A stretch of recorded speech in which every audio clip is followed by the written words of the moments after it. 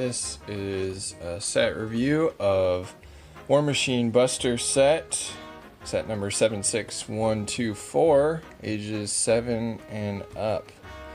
And it has 362 pieces, 4 minifigures, and one, which is the main set, one built figure, and brick built. And this, yeah, the entire set is War Machine. I would say it's his Hulkbuster, but they named it War Machine Buster, so kind of an interesting choice on the name there. Got a small instruction booklet, and there are 3 bags in this set. There is your projected build. So here we have one of the Outriders, the one that has the 4-arm attachment, 4 arms or 4 legs, however you want to look at it. And unfortunately, like many of these figures with backpacks or extra features on their back, you know, you get all this detail printing on their backs and then you can't see it. It's kind of a shame, but still, there's something about it, even if you can't see it. The fact that it's there, that Lego went into the detail work of doing that, even though they have a backpack piece on there. It's pretty cool. And then, of course, the back of the head printing. The legs don't have any printing, just black, just fine. It's not a big deal. Could have done maybe a little bit of the gray and gold intertwining down on his lower legs, but yeah, we've gotten these many times before, so nothing new here. So this is the exact same figure, but without the backpack piece and the arms.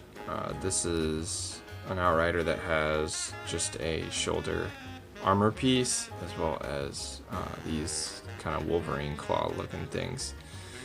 And honestly, I've seen the movie Endgame 3 times, and I don't remember seeing an Outrider that didn't have the extra 4 arms or legs on the back. Here is Ant-Man. If you've seen any of the other sets from Avengers Endgame, you know that the white suit is very repetitive. It's the same white suit on all the characters. The only one that I would see maybe there's a difference is Iron Man, but I don't have that set with him in it. His helmet is pretty cool. Does come with his hair.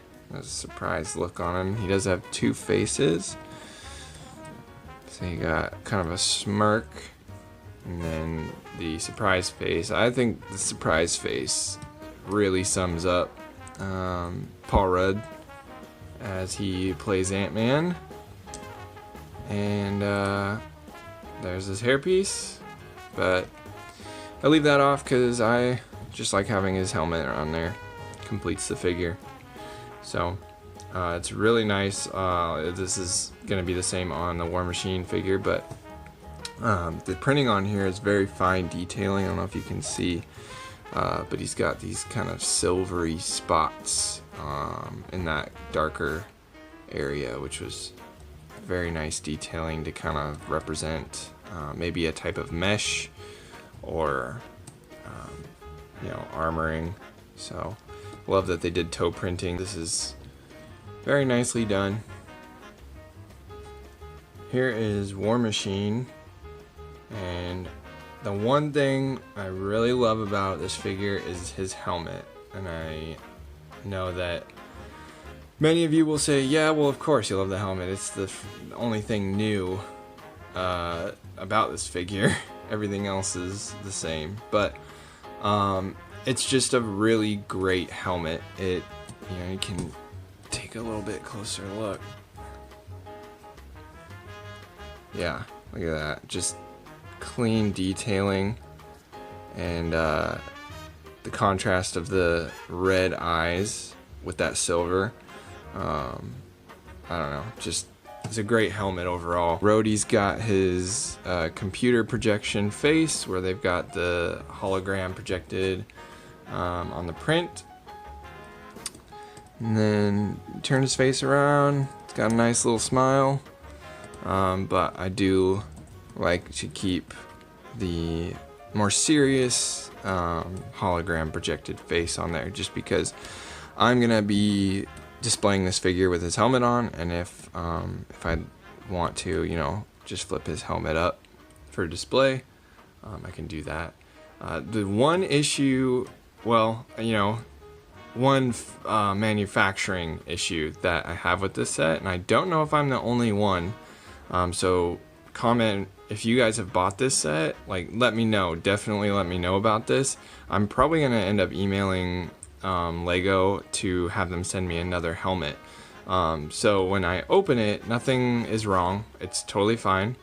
And then when I close it, and I go to close it, like, it pops up.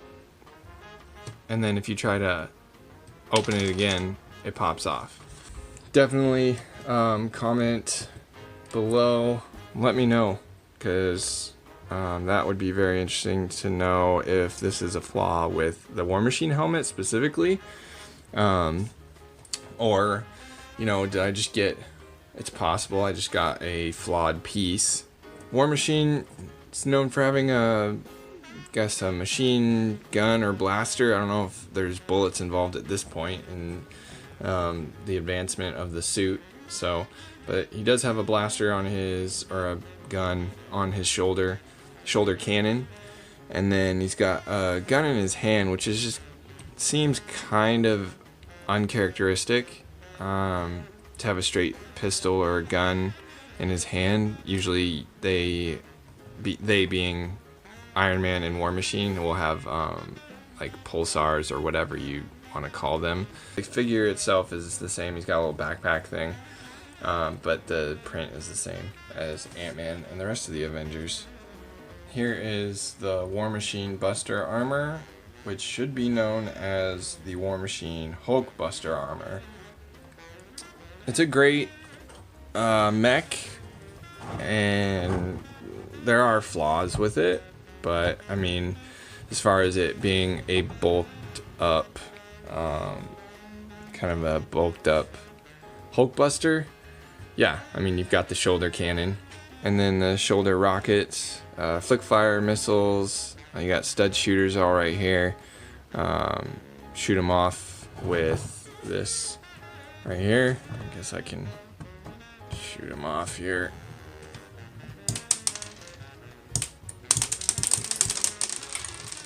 Yeah, those are back in place. Yeah, he's got a lot of armor pieces, some stickers. I'm not a fan. Honestly, I hate stickers. I get super anxious when I have to apply stickers, because in my mind I need them to be as straight as possible, like perfect if possible. These stickers here are some of the harder ones to do, just because the shape has to match up. Shoulder armor pads adjust. One big flaw is that the elbows do not bend. The forearms just spin, so there's no articulation as far as like extending the arms straight out, which I really wish there had been something in there. There's been ball joints and stuff on the other Hulk Busters. You can get him into some pretty good poses, kind of look more menacing that way. If you put his foot all the way to the side, you can bend down even more. Otherwise, if the foot's forward, then these two pieces are going to run into each other.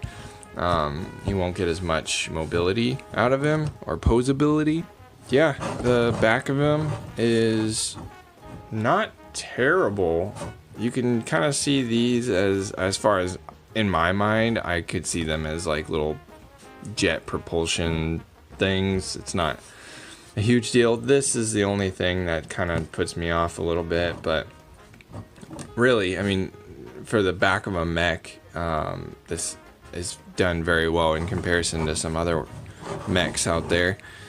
I believe this is unique, not only in the color, but in the design of the helmet piece. What's cool here, so this is where War Machine's blasters, his guns come into play. You put them actually on the outside of his hands, the War Machine mech hands. There's no studs to hook him in, it's just the leg piece for minifigures. And then close that up. Put that down, and you're good to go.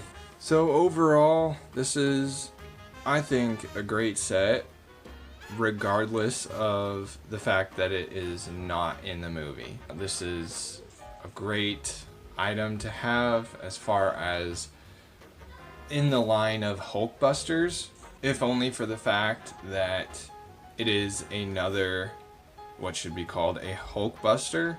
It's a big Iron Man armor. If you've got some VIP points, dollars available, I would definitely use them. $35 is not terrible. You know, the piece count is 362 pieces. Oh, for 35 bucks, I mean, that's about 10 cents a piece, maybe a little bit less. So I think they did a really good job. The quality of it's great.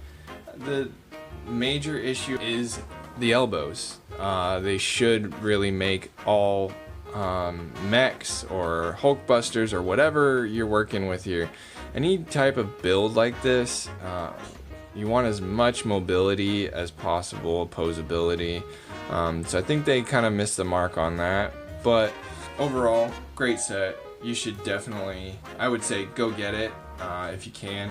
Go ahead and subscribe, leave a like, and a comment. I love comments. I love interacting with other Lego fans, or maybe people who are just getting into Lego, just starting it, or you're a person from the outside and just came across this video and you don't build Lego, but hey, welcome.